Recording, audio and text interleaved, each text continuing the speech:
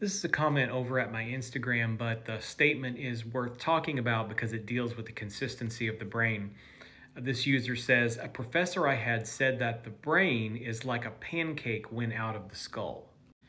So that is a phrase that is sometimes true. This particular image here was of a brain that I posted that had been fixed in formalin or formaldehyde for a few weeks. And when that happens, they're quite firm, much firmer than you would see fresh out of a skull.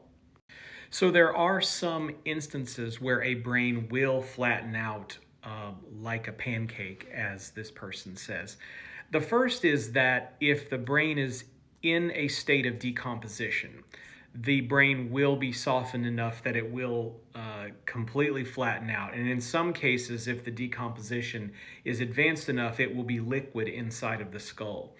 But that's usually several days after death. Another instance where the brain is incredibly soft is if there is cerebral edema. So in other words, brain swelling, very typical for somebody who's maybe been on a ventilator for a couple of weeks or somebody who has sustained a severe brain injury.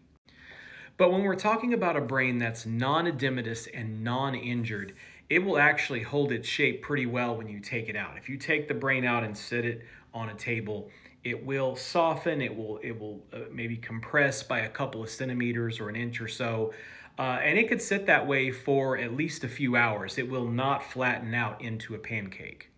Now, the reason for this is because the brain is coated, the very thinnest layer on the surface of the brain is called the arachnoid, and it really kind of holds everything together. It'll hold its shape even though the brain is the consistency of kind of like a jello. I guess using that comparison, if you think about a jello mold that you were to wrap in one layer of saran wrap, it's going to hold its shape fairly well. But it is true that our brains are extremely soft and very delicate and very easy to injure. To give you an example, if you were to take your thumb and forefinger and just pinch some brain, you could easily pull a piece of brain right out. But if you were to do the same thing to a heart, a lung, a kidney, a liver, a spleen, a pancreas, it will not come apart like that. And so this delicate nature of the brain is why it's so easily injured and why I speak out so much about avoiding head trauma. You've seen my videos recently on stairs, being careful on stairs, driving your vehicle, avoiding any kind of head trauma, even playing a contact sport is helpful. Now, with that being said, if you want to follow my Instagram account, it's the same name as this one, The Dead Letter.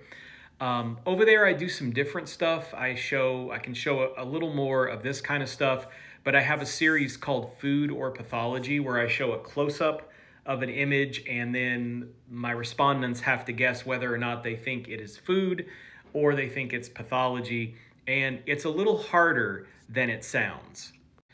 We do this because pathologists over the years, over the last 100 years or 200 years, will sometimes use food references to describe pathologic conditions.